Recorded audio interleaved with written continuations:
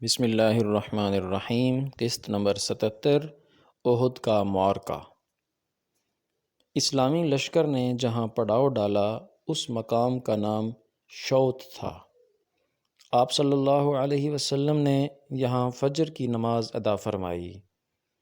اس وقت لشکر میں عبداللہ بن ابی بن سلول بھی تھا، یہ منافق تھا۔ اس کے ساتھ 300 جوان تھے، یہ سب کے سب منافق تھے۔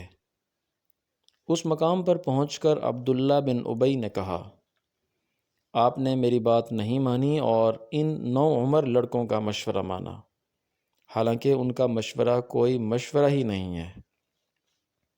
اب خود ہی ہماری رائے کے بارے میں اندازہ ہو جائے گا، ہم بلا وجہ کیوں جانے دیں؟ اس لیے ساتھیو، واپس چلو۔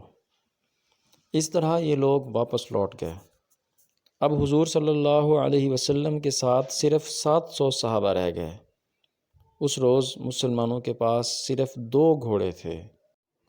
ان میں سے ایک حضرت صلی اللہ علیہ وسلم کا تھا اور دوسرا ابو بردہ رضی اللہ عنہ کا تھا۔ شوط کے مقام سے چل کر آپ صلی اللہ علیہ وسلم نے احد کی گھاٹی میں پڑاؤ ڈالا۔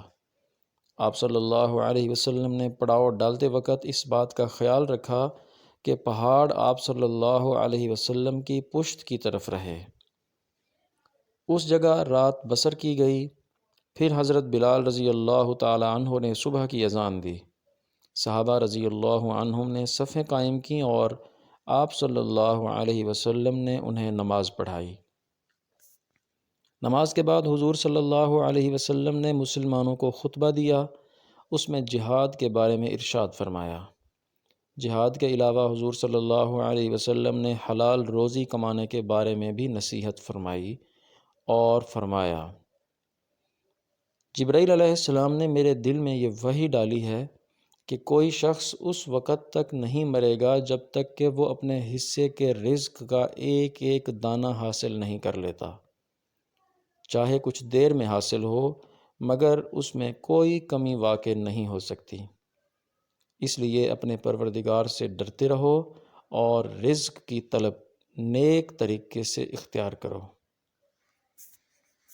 ایسا ہرگز نہیں ہونا چاہیے کہ رزق میں دیر لگنے کی وجہ سے تم اللہ کی نافرمانی کرنے لگو۔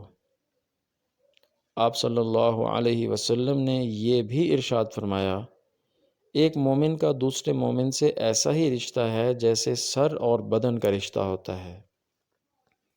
اگر سر میں تکلیف ہو تو سارا بدن درد سے کانپ اٹھتا ہے۔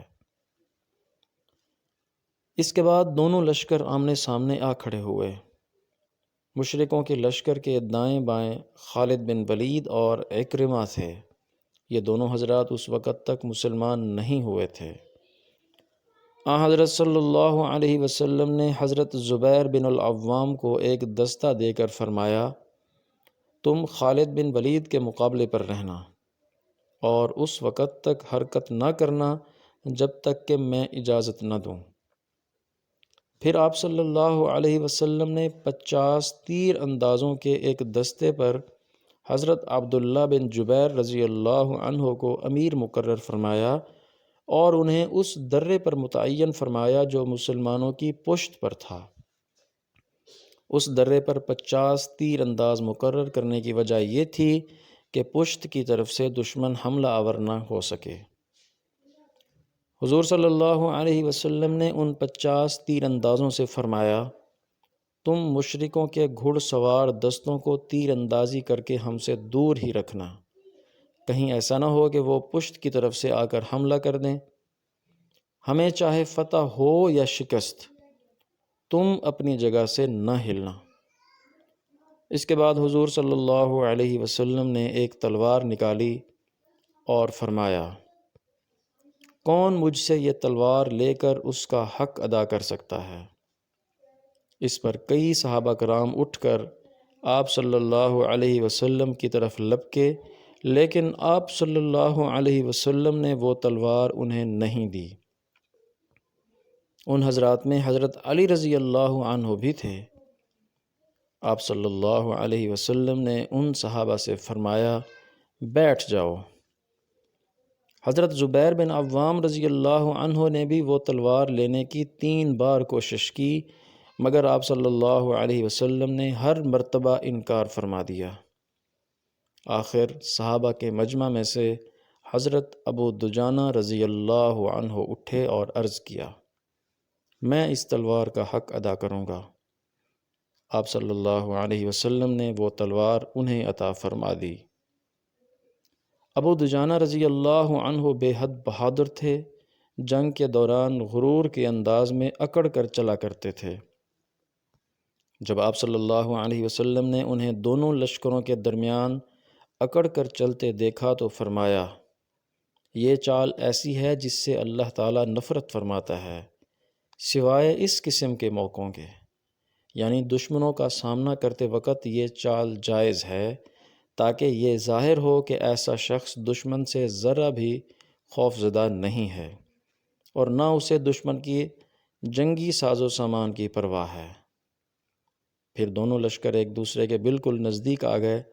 اس وقت مشرکوں کے لشکر سے ایک اونٹ سوار آگے نکلا اور مبارزت طلب کی، یعنی مقابلے کے لیے للکارا۔ اس نے 3 مرتبہ پکارا۔ تب حضرت زبیر بن عوام رضی اللہ تعالیٰ عنہ اسلامی صفوں سے نکل کر اس کی طرف بڑھے۔ حضرت زبیر رضی اللہ عنہ اس وقت پیدل تھے، جبکہ دشمن اونٹ پر سوار تھا۔ اس کے نزدیک پہنچتے ہی حضرت زبیر رضی اللہ عنہ ایک دم زور سے اچھلے اور اس کی اونچائی کے برابر پہنچ گئے۔ ساتھ ہی انہوں نے اس کی گردن پکڑ لی۔ دونوں میں اونٹ پر ہی زور آزمائی ہونے لگی۔ ان کی زور آزمائی دیکھ کر حضرت صلی اللہ علیہ وسلم نے ارشاد فرمایا، ان میں سے جو پہلے نیچے گرے گا وہی مارا جائے گا۔ اچانک وہ مشرک نیچے گرا، پھر حضرت زبیر رضی اللہ عنہ نے اس پر گرتے ہی فوراً تلوار کا وار کیا اور وہ جہنم رسید ہو گیا۔ حضرت صلی اللہ علیہ وسلم نے حضرت زبیر رضی اللہ عنہ کی تعریف فرمائی اور یہ فرمایا، ہر نبی کا ایک حواری یعنی خاص ساتھی ہوتا ہے اور میرے حواری زبیر ہیں۔ پھر آپ صلی اللہ علیہ وسلم نے ارشاد فرمایا، اگر اس مشرک کے مقابلے کے لیے زبیر نہ نکلتے تو میں خود نکلتا۔ اس کے بعد مشرکوں کی صفوں میں سے ایک اور شخص نکلا، اس کا نام طلحہ بن ابو طلحہ تھا۔ یہ قبیلہ عبد الدار سے تھا۔